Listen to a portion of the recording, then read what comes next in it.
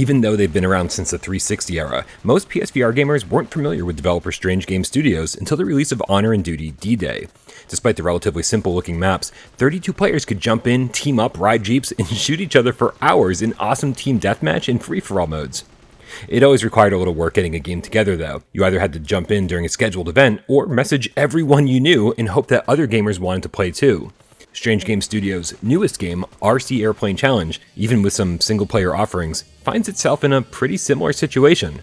It's a fun game with a little bit of an identity crisis that you're going to want to recruit as many friends as possible to play.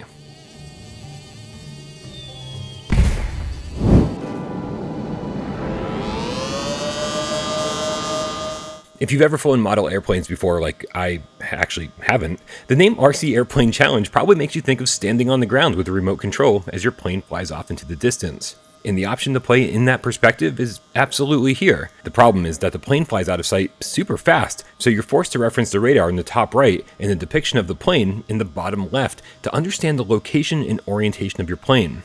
I personally didn't find this view all that much fun, and completing any of the single-player challenges or shooting down any of your friends in multiplayer is half impossible this way. Switching over to a standard third-person chase camera alleviates all of this, and will probably be the preferred way for most people to play, especially if you deal with any kind of motion sickness. That said, if you can handle it, the absolute best way to play is the locked perspective, where the whole world spins, shifts, and pivots with every single move. It admittedly sent my head swimming for about 20 minutes, and since there's no real cockpit view, finding the best camera distance for yourself might take a second. So be patient if you're trying this perspective out, because once I was acclimated, I was all in.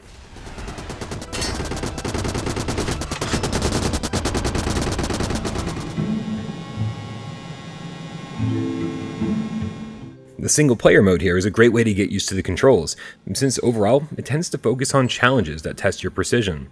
There are rings to fly through, bombs to drop, balloons to pop, and time trials, and they're all fun enough. And while completing them can get a little on the stressful side, the calming music in the background will have you reminiscing about the SNES classic Pilot Wings the whole time. My favorite single-player mode, though, is probably Free Flight, which honestly isn't something I thought I'd care about at all. But these are some nice-looking maps. Currently there's only 4 of them, but they're radically different, and just flying peacefully through them, which looks best on PlayStation 5 with plenty of grass and lens flare effects, makes exploring each map and finding hidden items surprisingly enjoyable. Each plane controls differently with varying speeds and maneuverability, so if you're like me, you'll want to experiment with all of them, and then settle on the one you like best. Experimentation aside though, you'll likely blast through all the single-player challenges in just a couple of hours, unless of course you're into chasing leaderboard scores. And if that's the case, well then you'll spend a whole lot more time playing the single-player modes than I did, because there's a separate leaderboard for each mode on every map. Double pop!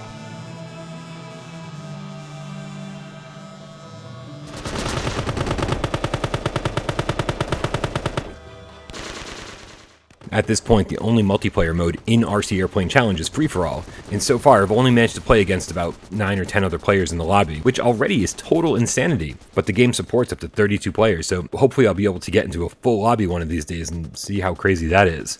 This is the only game mode, though, that gives you any firepower at all, and you'll be shooting constantly as you swerve around houses and structures to lose your opponents. Each of the planes in multiplayer also have a special ability to use in battle. EMP blasts, guided missiles, a rear gunner, smoke screens, and more, giving RCAC a bit of a twisted metal vibe, albeit a bit more lighthearted. So if you can get a group of friends together, this is going to be a fun place to hang out, shoot the shit, and shoot each other down. The devs are planning on adding 16v16 team deathmatch and base attack modes, which will hopefully add some longevity here.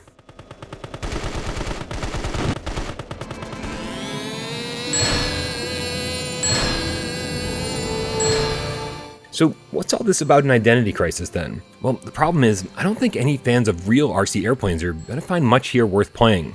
And playing through all the single player stuff will keep you entertained for a couple of hours, but all of that pales in comparison with the intensity of the multiplayer mode, which sort of delivers the thing I think most gamers out there will be looking for, vehicular combat.